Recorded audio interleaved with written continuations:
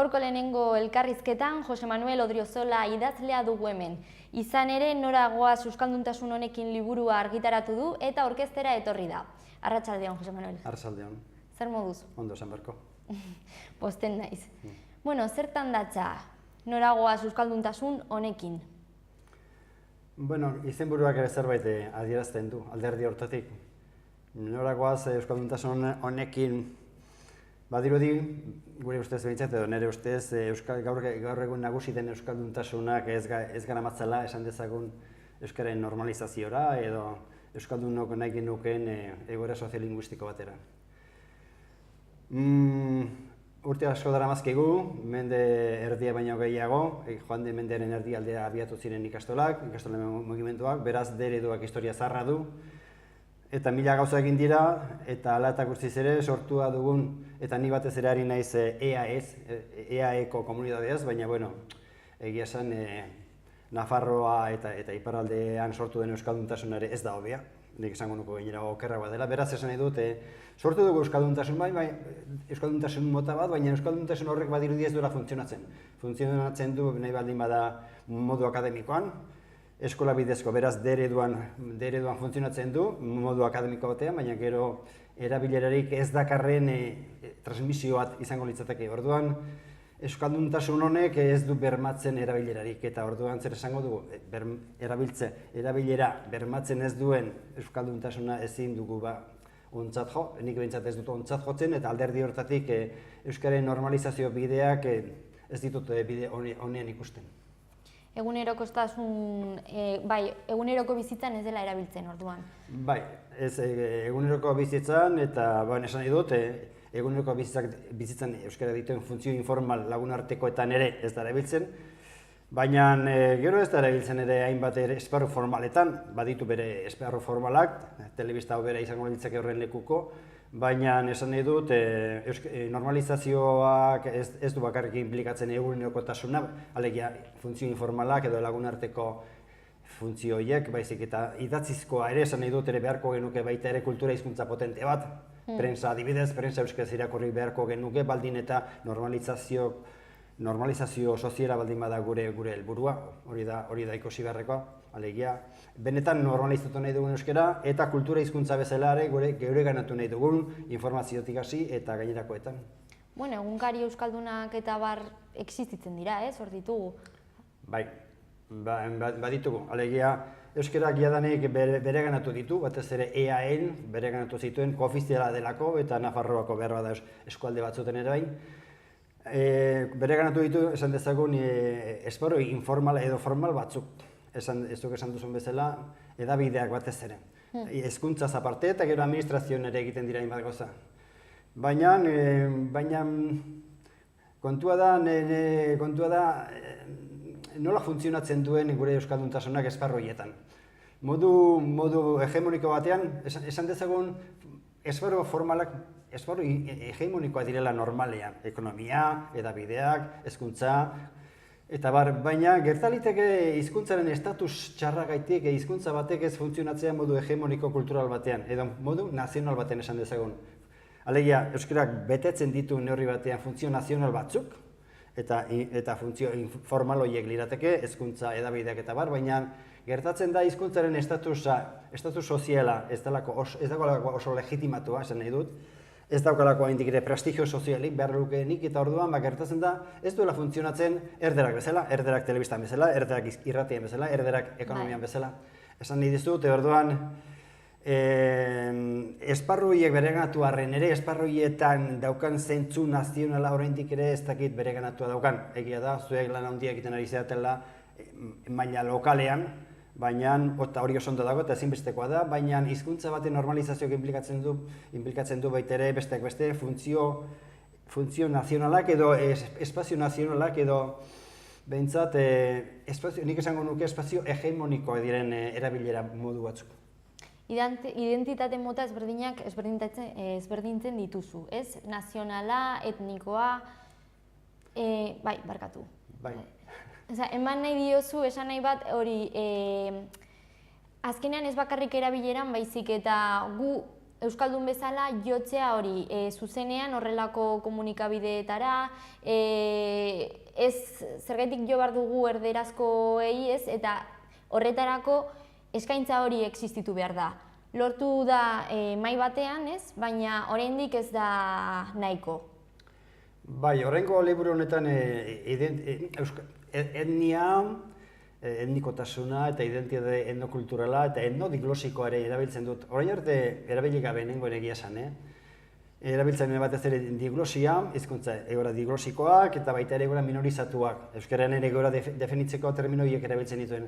Baina orain lan hau egiteko erabili ditudan iturriak batez ere izan dira nazionalismoei buruzko teoriko batzuk. Hor ere teoria daude eta orduan nik horietako joera bat neurekanatu dut eta horien terminologia neurekanatu dut. Eta kontua da nazionalismoei buruzko tesi horietan oso garbi bereizten direla komunitate etnikoak eta komunitate nazionalak. Bereiz egiten dira nazio bat eta nazio eta etnia. Eta zertan bereizten dute, batez ere bereiz esaten dute komunitate nazional batek, nazio batek bere buruaren kontzientzia politikoa daukola. Bere buruaren kontzientzia kulturalare eta linguistikoa ere badauka, baina baita ere proiektu edo programa politiko bat hain zuzen ere bere izaera kultural eta linguistiko horri nolabaiteko irtenbide politiko bat emateko. Beraz, bere autokontzientzia daukan etnia bat izango litzake. Nazioak ere komunitate etniko historikoetatik datoz eta orduan hor transizioa dago batetik bestera. Baina gertatzen da, transizio hori ez baldin badugu behar bezala burutu, eta guk ere ez dut uste behar bezala burutu dugunik, orduan gertatzen da, komunitate etnikoan edo identitate etnikoan gelditu badimagera, esaten dute teorikoek, identitate etnikoa edo komunitate etnikoa zera dela bere buruaz kontzientzia politikorik ez dagoena. Badauka kontzientzia linguistiko bat, badauka kontzientzia kultural bat. Euskaldunak badaki euskaldun izatea ez dela espainol edo frantzes izatea, baina euskaldun etniko batek, nolabait, hola, zileik bat emada terminologia hori erabiltzea, ez luke hain zuzen ere, ez lioke bere identitate euskaldun horri irtenbide politiko nazionala eskainiko. Alegia, estadoren proiektu batean barruna ez luke kokatuko, adibidez. Ez luke pensatuko, bueno, ni euskalduna naiz, Euskal Herrian bizi naiz, eta herri honek behar du proiektu politiko nazional bat, eta estadua behar du baldin eta irentziko ez bagaituzte, erabat irentziko ez bagaituzte auzo estadu hauek. Orduan, oraingoan identitate etnikoa erabili dut, hain zuzen ere, gauden egoera definitzeko, eta horrek ez du esan nahi hain zuzen ere, euskaldun asko, euskal inteligentziaren inguruan biltzen diren euskaldun asko, bat ere euskal gintzan diharduen euskaldun asko, bere kontzientzia nazionalik ez duenik, kontzientzia nazionala daukaten euskaltzale asko dago, baina oroar euskaldunak hartuta, iparraldean eta bar, eta horren historia oso ezaguna da, esan nahi dut, mundu guztia daki euskaldunak askotan hauteskundetan botoan hori ematen dion, boto nazionala edo. Orduan kontua da, hor badagoela arazo bat, identitate, oraindik ere gure estadion etniko hori ezote dugun behar bezala gainditu eta ezote geran ohartu alegia euskalduntasunea jarraitu nahi baldin badugu. Hain zuzen ere gure euskalduntasunari proiektu politikoa nazional bat eskaini behar digula eta euskerak hor beste espazio batzuk behar dituela, beste erabilera batzuk eta beste estatus bat beharko lukela. Zer da liburu honek proposatzen duena, edo zu liburu honen bitartez? Transizio hori proposatzen dut. Alegia, euskaldunok oraindik ere, euskaldun askok oraindik ere egin gabe daukagun edo daukaten transizio hori. Alegia, beren euskalduntasun, ahozko euskaltasun hori, ahozko erabilera hori ezinbestekoa da, erabilera lokala edo familiarra eta lagunartekoa. Baina, egoera diglosiko hori genditu behar daukagu, alegia, lehen esan dudan bezala, funtzio kulturalak behar ditu. Adibidez, informatu ere, informazio nazionalare, eta eguneroko informazio nazionala ez bakarrik lokala. Hori ondo iruditzen zait, lekuan lekuko edabideetatik, lekuan lekuko euskalkietan eta irakurtzea, baina horretaz aparte, irakurri eta zehatu behar daukagu. Kultura esan dezagun, kultura garaikide moderno bat. Esan nahi dut, ez dela nahikoa komunitate etniko batean bizitzako. Euskarak behar du, gizarte garaikide moderno bat behar du. Eta orduan erabiltzen dut, batez ere kultura zentzu erabiltzen dut soziologikoan. Nik euskarazko produktu eta sormen produktu oso modernoa dauzkagu, oso duingarria dauzkagu, baina kultura soziologikorik ez daukago, alegia euskaraz bizitzeko kontesto soziolinguistiko eta soziokulturalik, kultura esan dezagun soziologiko edo sozial edo publikorik ez daukago. Hori da euskara daukagun problema. Eta orduan, proposatzen duduna da transizio hori egitea. Alegia gure euskalduntasun erdiendiko hau, gainditu behar daukagula, eta euskaldun oso izateko, euskalduntasuna zentzu osoan, Txepetxak esaten zuen bezala, euskaldun oso bihurtu behar dugula, eta horretarako funtzio guztiak bete behar ditugula. Ez dela nahikoa euskaraz lagun artean eta etxean hitz egitea baizik eta baita ere idatzizko hizkuntza ezinbestekoa dugula gaurko gizarte moderno konplejo honetan bizitzeko. Elementu edo termino asko lantzen dira, ez? Adibidez, abertzaletasuna, elebitasuna.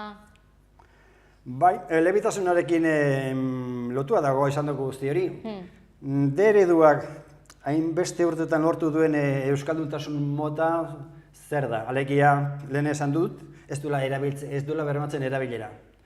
Horrek esan nahi du, hain zuzen ere D-ereduak elekurik gehienetan, arnasguneak salbu, arnasgunetan egoera hobea baita. D-ereduak sortzen dituen, gehien bat sortzen dituen euskal elebidunak, ez dira euskal elebidunak. Ez dira hizkuntza nagusia euskara dutenak, baizik erdal elebidunak sortzen ditu. Alegia hizkuntza nagusia erdera dutenak. Alegia erderatik eta erderaz pentsatu eta beren hizkuntza ahozkoan eta bai idatzizkoan hizkuntza nagusia. Eta bere mundua irudikatzeko darabilten hizkuntza nagusia erdera dutenak. Orduan kontua da elebitasun hori erdaltasunean edo erdal elebidunen elebitasunean oinarritzen den gaurko elebitasun honekin nola goaz. Baldin eta erdal elebitasunak ez baldin badu bermatzen ez ahoz eta ez idatziz behar hainbateko erabilerarik. Orduan kontua da guk eta eskolaren bidez eta bar behar duguna dela euskal elebiduna, euskal elebitasuna, alegia euskeran hizkuntza nagusia izango litzatekeen egoera bat eta hiztun batzuk, zeren hiztun orekatu horiek badira noski elebidun orekatuak, bi hizkuntzak maila bertsuan eta modu bertsuan darabiltenak, baina horiek salbuespena dira, beraz hor hitz egin dezagun erdal elebidunak edo euskal elebidunak, eta orduan esan nahi dut, euskalduntasun nazionalak nire ustez, euskalduntasunalak eragin beharko luke, ahalbideratu beharko luke, gauden egoera elebidun erdal horretatik, elebidun euskaldun batera pasatzea, alegia hizkuntza nagusia, pensamentu hizkuntza eta kultura hizkuntza erdera izatetik, euskara izango litzateken egoera batera, egoera soziolinguistiko batera, beraz, orduan, niretzat hain zuzen ere euskalduntasun nazionala horri detzen diot. Euskalduntasun nazionalak hori bermatu beharko luke zeren gaurko euskalduntasun etnikoa edo etnokultural honek edo etnodiglossiko honek, terminologia hau ez dakite oso ulergarria egingo zaion hainbati, baina kontua da ez duela bermatzen euskararen erabilera eta ez duela bermatzen azken batean euskararen normalizazio soziala nire ustez. Nola sortu zen edo zen momentutan liburu hau sortzearen ideia? Bai, azaldu guzuzuk. Ez dakit, inoiz ez dut kontatu, baina behin ETB ikusten ari nintzen eta horre gau batean, igande gau batean, eta horre ematen dituzte afari kantuak edo, ez dakit noa deitu bartzaien, ibiltzen dira hor kalez-kale kantuan, baina etzen ura, baizik, afari bazen hemen mugako zea batean egiten zuten, eta hor elkartzen dira nonbait gainera urtero, ez dakiz ez zehazki zeinekotan, afarai bat egin ondoren gero kanturako. Eta antzeden Xubirioko kantariak eta hegoaldeko jende ere asko zegoen eta gero dena kantatzen dute elkarrekin eta egia zen jatorria hor dagoela uste dut, nire buruari zera galdetu nion. Euskaldun hauek ia gainera emozionatu egiten ziren kantuan. Beraz, beren euskalduntasuna, beren euskal identitatea modu emozional batean adierazten zuten. Orduan galdetu nion hori, baina hori euskalduntasun hori nola definitu behar da. Alegia, euskalduntasun nazional bada hori, alegia euskara funtzio guztietan erabiltzeko balio den euskalduntasun bada, ala euskalduntasun etnokulturala da, alegia edo diglosikoa da, ahozko jardunak erabili bai, baina gainerako bizitza modernoan eta ekonomikoan eta behar ditugun funtzioetan erdera erabiliko luke jende horrek. Alegia, koherentea da jende horri hain zuzeneren daukagun euskalduntasun motarekin daukagun arazoan, beraz, begira nutik eta nola sortu zitzaidan. ez dakit bestela behar bada beste modu batera sortuko zitzaidan, baina hori gogoan daukat alegia, jende hori ikusi eta unkitua zegoela bere kantuan, hain zuzen ere giro euskaldun batean murgilduak sentitzen zirelako, baina pensatzen jasi nintzen eta gero hurrengo egunean zer gertatuko da. Hori betiko kontua da, gure herrian ekitaldi handiak egiten ditugu, euskaren aldeko mugimendu handiak egiten ditugu, baina hurrengo egunean zer gertatzen da euskalduntasun horrekin. Euskalduntasun hori koherentea da hurrengo egunean hain zuzen ere probintziako prentsarik irakurri erosiko du, ala berri erosiko du. Alegia, ze prentsa nazionali erosiko du? Oso galdera interesgarriak, bai, hausnarketa egiteko.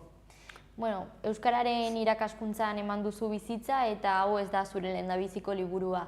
Eta beti soziolinguistika hizkuntzaren ingurukoak, ez? Zertan ezberdintzen da liburu hau? Bueno, bai egia da nik idatzi duen liburu gehienak soziolinguistikaren inguruan. Honen aurreko izan ezik, relatoari buruzko liburu bat idatzi nuen, hori da salbuespena. Azken urteetan Euskal Herrian bortxaren inguruan eta gertatu den horri buruzko reflexio bat egin nahi nuen, bortxaren kontzeptuari buruz eta hori da salbuespena. Gainerakoak, gai honen ardatzean idatzi izan dira. Eta hau zertan bereizten den, behar bada terminologi horretan, lehen esan dizudan moduan, bere oinarri inspirazio teorikoak kasu honetan nazionalismoaren teoriko batzuk izan direla. Nazionalismoaren historia zehatu nahi izan dut, gain begiratu nahi izan dut, batez ere, komunitate historikoak, betidanik existitu diren komunitate etniko historiko horiek, nola bihurtzen diren momentu historiko batean nazio. Nola bereganatzen duten nazio kontzientzia, eta gero nola bukatzen duten estadu izanaz.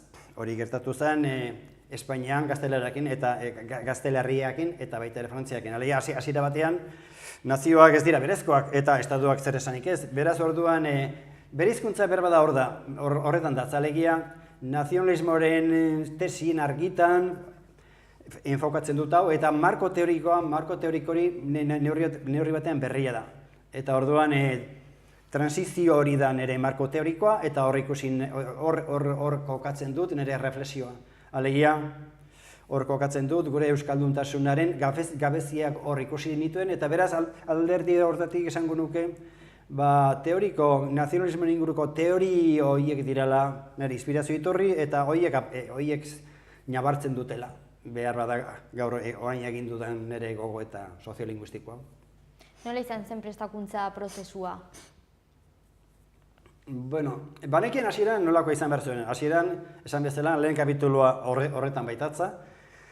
Banekien argi eta garbi autore horiek nazionalismoen inguruko tesi horiek izango zirela bea puntu, eta hor kokatu nahi nuela hizkuntza arazoa. Alegia nazio arazoen barruan. Alegia etnia eta nazioen arteko transizio horiek harakatuz hor ikusten dituen ezaugarri horiek, elementu etnikoak nola bihurtzen diren elementu nazional, hori jakin nahi nuen, mutazio bat gertatzen da, hizkuntza ere ez baita berdina erdiaroan eta ez baita berdina nazionalismoaren aroan, erdiaroan edo estadu feudaletan etzeukan beste konotazio batzuk hartzen ditu, eta mutazio horiek, eta hori ez da bakarrik gertatzen hizkuntzarekin, hizkuntzak funtzio berri batzuk bere ganatzen baititu hain zuzen ere estadu nazional modernoetan, aurretik etzekotena, eta orduan hori esan dezagun mutazio hori edo aldaketa hori, transformazio horiek izan direla, behar bada liburu honetan, ekarpen originalenak gero, bigarren partean, soziolinguisten teoriak edo planteamendu gehiago erabiltzen ditut, eta hor agertzen dira betikoak, Txepetx eta Fishman eta bartabar. Zuri zer bultzatzen zaitu idaztera, nola hasi zinen? Zer bultzatzen nauen saiakera modu honetara, bueno, nekin apurra nire militantzia beti izan da euskalgintzaren ingurukoa.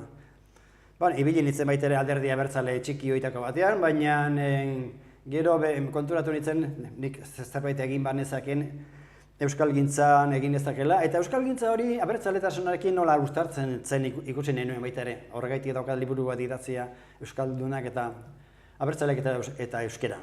Alegia, hori beti nire interesako izan da, alegia hizkuntzaren enfoke soziolinguistiko hori. Orduan, hizkuntzak nazioarekin, etniarekin, politikarekin, estatuarekin eta identitatearekin batez ere dauzkan harremanak aztertu nahi nituen eta alderdi hortatik identitatea oinarrizko kontzeptua bihurtu zitzaidan eta liburu honetan ere oinarrizko kontzeptua izan da naiz eta identitate kontuak hainbatek ez dituen aditu ere egin nahi. Baina bizigeran lekuan bizigerelako izango da. Esan nahi dut, identitate kontzeptuak eta etnia eta etnikotasuna eta kontzeptu oso ohikoa dira hainbat akademietan. Baina Espainia eta Frantziako akademietan oso prensa txarra daukate, baina berez erabil daiteke zentzu neutral eta teoriko batean erabil daitezke identitatea eta identitate etnikoa eta gainerakoak. Eta beraz, nire interesak beti hor inguruan ibili dira. Batez ere, Euskal Herria kontzeptu teorikoa baldin bada, Euskal Herriari nola arraio eskaini behar diogu iraupen bat, zeren hori guztiko ikusi dugun bezala, Euskal Herriaren iraungitzea, ordezkapen prozesuak ikaragarriak izan dira, eta orduan Euskal Herri gisa iraungo badut, eta hori da niretzat funtsesko kontua, gainerako arazo guztiak oso importantea dirat, eta badauzkagu, baina Euskal Herri gisa irautea da niretzat guk Euskaldunok daukagun arazo hilarriena. Eta besteak ez ditut gutxietsi nahi, baina hau arazo nazional bada. Eta orduan, arazo nazional horren barruan niretzat euskalduntasuna oinarrizko elementua da, ez zait interesatzen Euskadi basko-espainol bat, ezertarako. Beraz, independentzia eta estatua eta gainerako elementu guztiak, helburu horiek ezinbestekoa dira, baina nazio euskaldun bat garatzeko diren neurrian, eta gure euskalduntasunari atxikitzeko eta euskalduntasuna garatzeko balio ez baldin badu, ez zait interesatzen. Naiz eta hori, hemen gure inguruko abertzaleek ez diaten batzuk barkatzen. Behar bat antzematen duzu gizartean eta horrek ere interesa izateaz gain horrek bultzatzen zaitu, ez? Bai, euskalduntasun abertzaleak, edo abertzaletasun euskaltzaleak. Horrek bultzatzen hau. Ez zait interesatzen euskalduna edo euskalduna ez den abertzaletasunek, ez zait interesatzen. Eta abertzalea ez den euskalduntasunak ere ez zait asko interesatzen zenen eta liburu honek horixe da instituzio frogatzen duena. Abertzaletasun edo naziotasunik gabeko euskaltasunak ez daukala etorkizunik.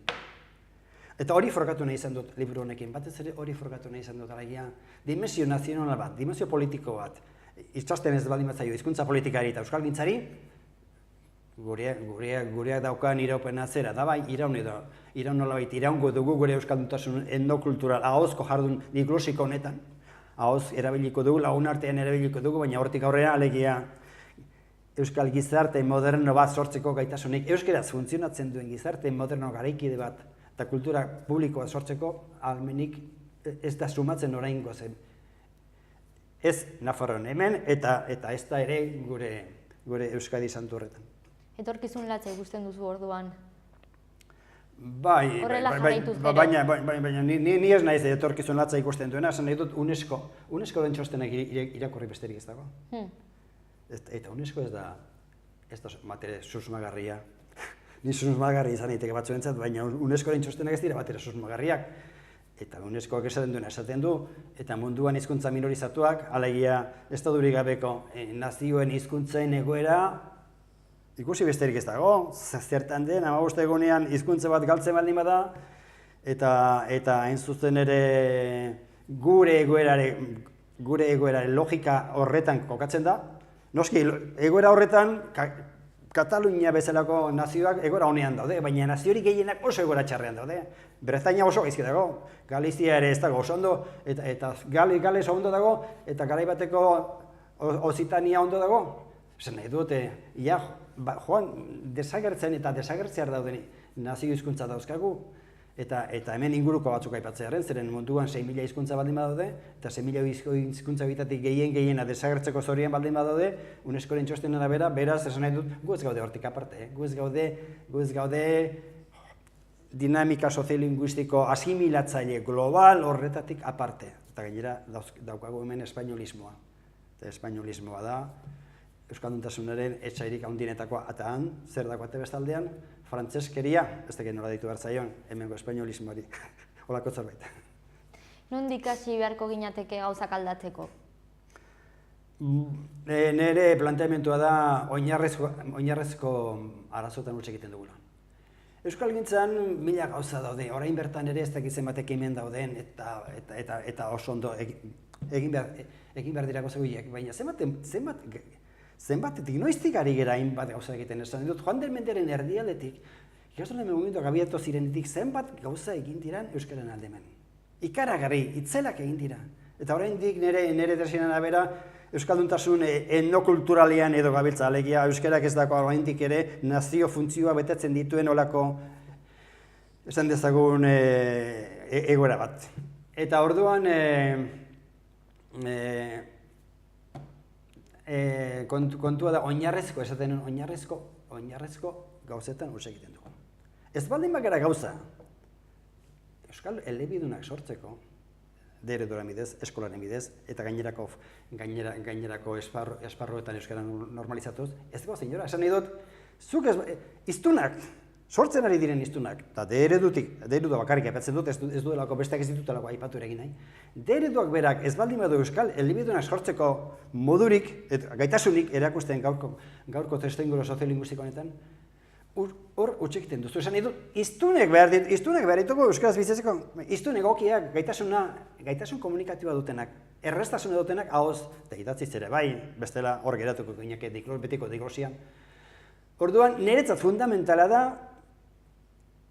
euskaldun ez bakarrik arnasgunetan, baizik eta Bilbon eta Iruñean eta Berriozarren eta Baionan euskaldun elebidunak sortu behar ditugula, baldin eta euskaren aldiko dinamika erreal bat sortuko bat dugu. Zeren euskara iztunik gabe, euskaraz hitzekituko errestasunik ez duen jenderik ez baldin dago, zertarako egingo ditugu halako eta bestelako kanpainak. Niretzat esan nahi dut, oinarrezko kontua da elebitasunak, gure elebidunak, euskal elebidunak izan behar dutela.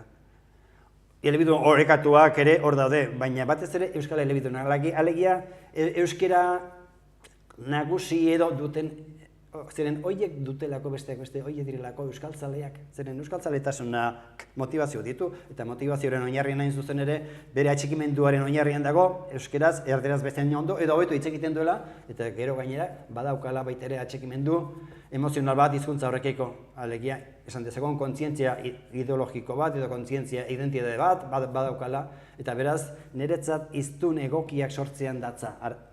Daukagun arazo larriena zeren eta gaurko euskalduntasunak ez ditu hiztun egokia sortzen euskararen normalizazioa bideratzeko, eta beraz euskaraz bizitzeko, azken batean. Eta hori hezkuntza esparruan edo etxetik egin beharreko zerbait da, ere? Noski, eskolak funtzio erlatiboa dauka, eta arrazoi dute hortan gai hau planteatu eta berehala irakasleak izketen hasten zaizkigunean, esan nahi dut ereduan ari diren irakasleak. Eta arrazoi dute. Kontua da ordea eskolak ere, ereduak ere ez dituela bere lanak oso txukun egiten, baldin eta kontua baldin bada, ereduan atzean dagoen kurrikuluna nazional euskalduni badaukagu. Alegia, euskalduntasuna naziotasun baten barruan, nazioarazo baten barruan kokatzen duen kurrikulunik transmititzen da gure eskoletan, ereduko eskoletan. Irudipena dagoat ez ez. Alegia, identitatea eta kontzientziazio eta motivazio mekanismoak ere huts egiten dutela. Eskolan bertan huts egiten dutela. Ez behar bada irakasleen borondate txarrez, bezik kurrikulum nazionalik aplikatzeko gaitasunik ez duelako adibidez Jaurlaritzak. Eusko Jaurlaritzak. Ez daka, orain arte ez du erakusi behintzat, eta begira zenbat hamarka daramazkien. Ez du aplikatu, ez du esarri kurrikulum nazional bat. Alegia, euskara bere dimensio geografiko, historiko, nazional guztian kokatuta. Alegia, euskalduntasuna ez bakarrik fenomeno kultural, gramatikal, soil bezala, baizik eta nazio hizkuntza bezala, planteatuta ez du transmititzen, beraz, kurrikulunarik ere ez dago, eta beraz orduan transmisio akademikoa da gehien bat, eta gero noski, baina jakina, hizkuntza normalizazioa ez zindu eskolaren bidez. Eskolak bakarrik zehatu, inondik inola zehatu, bermatu edo garantizatu, eta bide nazionalak behar ditugu. eta ekonomian eta administrazioan eta esparru hegemoniko batzuk behar ditu euskerak. ETB zer da? ETB adibidez zer da? Espazio linguistiko hegemoniko bada? Funtzio formal bada? Ez da informal bat, ez da ahozko jarduna eta bar, formala da, baina ETB ez du lortzen hain zuzen ere kate espainoletan edo kate frantzesetan hizkuntzak espainolak eta frantzesak daukaten zentzu nazionalik ez dauka. ETB-en euskalduntasun nazionalaren transmisioa oso gutxitan gertatzen da. ETB batean, ETB bi zer da? Naziogintza espainola da funtsean. Eta ETB bateren atzean ere naziogintza espainola askotan dago. Baldin eta euskalduntasunaren transmisio ze bat egiten baldin bada, neutro bat egiten baldin bada, eta hizkuntzaren kontestua ez baldin bada politizatzen, zeren hizkuntza arazoa, hizkuntza politikoa da. Arazo politikoa da. Arazo nazionala baldin bada, nazio baina arazo politiko handiagorik ez daukagu, beraz orduan kontestu desegoki batean egiten ditugu transmisio kontu hauek. Bai eskolan eta baita etxean ere, etxeko transmisioak ere funtzionatzen du. Euskeraz erakusten denean, nahiko aldain zuzen ere transmisio neokultural bat. Alegia, bueno, inertzia, euskalduna naiz, ni euskalduna naiz, eta nik ere transmitituko diet nire euskalduntasuna. Hori nahiko alda, gaur ez da, hori ez da nahiko, hori gure gurasoen garaian, lehen garai batean nahikoa zen, Euskalduntasun etnodiglosia, hori geliga diglosian oinarritutako kulturan transmisiorako ahozko jardunean, alegia nekazari, gizarte nekazari hartan bizitzeko nahikoa zen, eta horrela iraundu gaur arte euskalduntasunak, eta balio zuen, baina gaur ez du funtzionatzen horrek. Gaur ez du funtzionatzen, gaur zentzu nazionala bat eman behar diozu, eta transmisio linguistiko egiterakoan, seme alabei esan behar diozu begira, hizkuntza konektaturik dijoa beste hainbat elementurekin, eta nazio elementuak beste hauek dira, eta hoiekin harremanetan ez baldin badugu transmititzen, alegia, eduki eta zentzu politiko nazional bat erasten ez baldin zaio, gure euskalduntasunak nola edo ala iraun dezake, baina izango litzateke euskalduntasun etniko, etnodiglosiko, etnokultural bat, holako zerbait. Bueno, esan duzun bezala, hori egoera ere aldatu egin da. Orain askoz globalagoa den mundu batean bizi gara. Bai, hor dago zailtasuna, ez? Bueno, baina ez dezagun orain pentsatu, eta askotan irakurtzen baitut orain, zuk diozun bezala, alegia ez dizaiogun, globalizazio hori ez dizaiogun guri gertatu zaigun, eta munduko herri gehienen gertatu zaien ordezkapen eta asimilazio prozesu guztia zehatu. Bizkarreratu, ardura. Esan nahi dut, iritsi zaigun uin hau, globalizazioaren uin potente hau, gure kalterako da, nahiz eta multikulturalistek besterik uste duten, badira hor beste teori batzuk uste dutenak hain zuzen ere, globalizazioaren arian edo uinean datorren multikulturalismo hau, naziorik gabeko hizkuntza minorizatuentzat aldeko uin bat izan daitekeela, lehen zurruna zirela, Frantzia eta Espainia bezalako estatuak oso zurruna zirela, elebakartasun zurrun batean, eta orain inglesarekin eta kultur aniztasunarekin horren barruan behar bada gure hizkuntzak eta kulturak ere aurkitu lezaketela halako lekuren bat, aurkitu lezakete, leku etniko bat aurkitu, marginal bat, regional bat aurkitu lezakete, baina ez modu duinean. Ez modu duinean bizitzeko, eta hori da beste kontua. Baina arte aipatu ez dudana, euskalduntasun duina. Eta niretzat fundamentala da. Euskalduntasun duinik gabeko euskalduntasunik ez zait interesatzen, alegia ez zait interesatzen euskalduntasun diglosiko bat. Hain zuzen ere, euskalduntasunak ere gutxieneko behar horiek hase behar dizkiolako iztunari, iztuna gustora sentitu behar da euskalduntasunean, alegia hizkuntzak eskaintzen dizkion komunikazioa.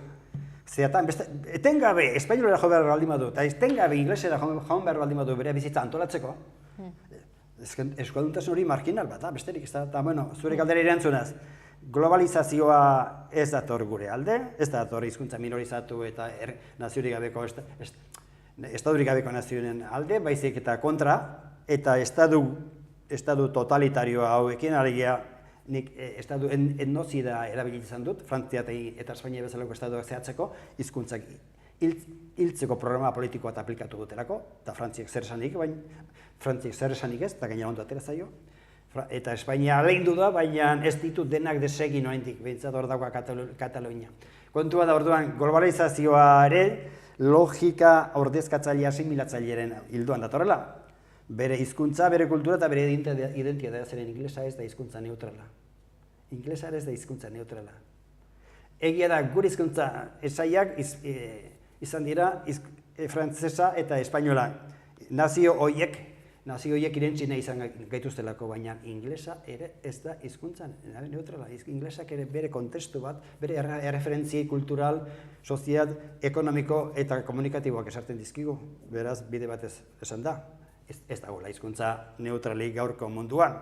Ez dakit erdiaroan hizkuntza neutrala ziren eta erlijioa bakarri ziren antagonikoak eta identitate iturri nagusia erlijiotasuna zen, hala diote. Baina gaur behintzat hizkuntzak oso politizatua daude. Eta aspalditik datoz, batez ere 18. mendetik datoz. Hizkuntzaren politizazioa evidentzia sozial bezala ikusten da. Estatua modernoa sortu ala, oinarrizko elementu gisa hartu zituzten Frantziak eta Espainiak adibidez, beren hizkuntza, beren naziogintzaren ardatzean kokatu zuten. Bueno, izan ere, latina llegatu zenean, ez? Euskara orain arte mantendu eginda, ere beste egoera ezberdin bat zen, baina hori euskaldunak ekin ziotelako, ez? Ez dizu ondo ulertu, latinaren kontua? Errepikatu bideazu mesedez? Bai, adibidez, beti inposatu, ez dakit. Orain frantsesa eta espainola aipatu dituzu, eta orain ingelesa ere hor daukagu. Eta bere garaian, latinarekin etorri zirenean erromanizazio prozesuan eta guzti hori, hemen baskoiak zeuden, eta proto-euskera, gaurko euskera hor daukagu oraindik. Eta horrek mantendu egin zen. Eta orain, hemen daukagu, ez zuk esaten dituzun edo nahiko genituen arlo guztietan, ez? Baina hori agian euskaldun horiek, ez? Garai horretan, hori egin ziotelako, ere mendiak zeuden, bai. Euskalduntasun etnikoari esker gaude zu, atezera zu eta ni hemen, bizirik. Oso lurraldi isolatua da, ere. Bai, euskalduntasun etnikoak, esan nahi dut, euskalduntasun etnikoak kritikatzen aritu naiz nimen, baina euskalduntasun etniko diglosikoa iraundu, gaur arte hainbat herritan, eta horri esker amezketan edo herri txiki euskaldun batean oraindik ere euskaraz hitz egiten da. Esan nahi dut, transmisio horrek ez du egin. Euskara etzen Nafarroako erresuman hizkuntza ofiziala, eta gainerak eta zer esanik gero sortu ziren estatu modernoetan, zer esanik ez. Esan nahi dut, Frantziak eta Espainiako estatuak modernizatu eta industrializatu eta modernizazio gizarte oro har modernizatu ala, hain zuzen ere hizkuntza hauek, hizkuntza diglosiko edo diglosiko. Ahozko kulturan oinarritutako euskalduntasun horrek iraun egin dut, horri esker gaude, beraz, horrek funtzionatu du, baina funtzionatu du fase historiko pre-nazional batean. Edo industrial batean, industrializazioarekin, modernizazioarekin eta estatu nazionalak sortzearekin batera, hizkuntzen estatusa, egoera eta zoria, suertea, erabat aldatu egiten da. Eta orduan hasten da krisian, orduan euskal identitatea eta euskalduntasuna orduan sartzen da krisian, eta horrela daramazkigu mende bat edo beste. Naiz eta ordezkapena, euskaren ordezkapena zaharragoa den, ordezkapena zaharragoa den, baina batez ere azken mendeotan faktore horiek zehatu digute, esan nahi dut, ordezkatu digute, beraz esan nahi dut, lehen funtzionatzen zuenak orain ez digula funtzionatzen, lehen baliozigunak ez digula baliotzen, lehen baliozigun identitate kulturalaik, nire gurasoak elebakarra ziren, baina, eta altzon elebakarra izateak badakitze implikatzen zuen.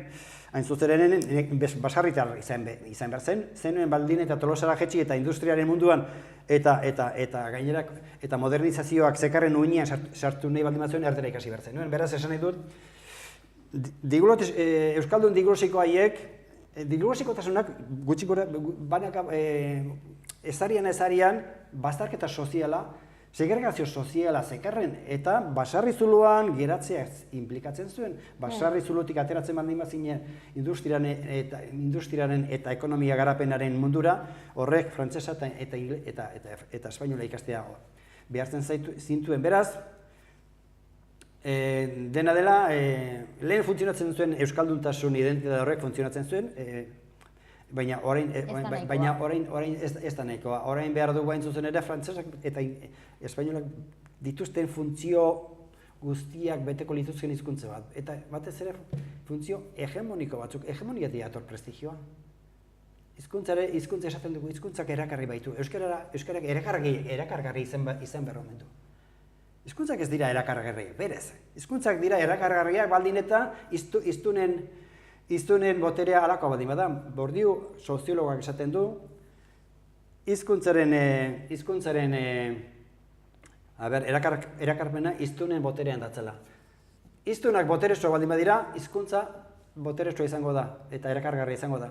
Beraz, hizkuntzaren atzean hizkuntza hori darabilen hiztun edo komunitatearen estatus sozioekonomikoak eta politikoak determinatzen du hizkuntzaren erakargarritasuna. Orduan esatea, erakargarria, orain askotan esaten dugu bezala, euskarak erakargarria izan behar du, badirudi mirari psikologikoetan edo sinisten dugula. Orduan erakargarria izan behar du, nik erakargarria izatea nahi dudelako, voluntarismo personal baten oinarritzen da. Hizkuntzaren nondik norakoa? Hizkuntza gauza oso komplikatua da. Hizkuntza fenomeno soziala da eta gizartearen estruktura sozial guztiek zeharkatzen dute bere erabilera eta bere estatusa. Esan ditut, hain planteamendu sinpleak egiten dira, batzuetan badirudi hizkuntzarekin edozein gauza egin dezakegula eta hizkuntzarekin ezin da edozein gauza egin. Hizkuntza da gizartearen funtzionamendua ahalbideratzen duen komunikazio sare bat. Hizkuntzarik gabe ez dago gizarterik, ez dago bizitzarik, ez dago bizitza sozialik, ez dago ezer. Nik horregatik esaten dut, hizkuntza neurri batean jainkoa dela. Baina, hor, ez gara sartuko gehiagin. Oso gai sakona da eta gehiago sakondu nahi duenak horretarako noragoaz euskalduntasun honekin liburua dauka. Ez? Mila esker, Jose Manuel. Ez horregatik. Eta hurrengora arte. Hori da.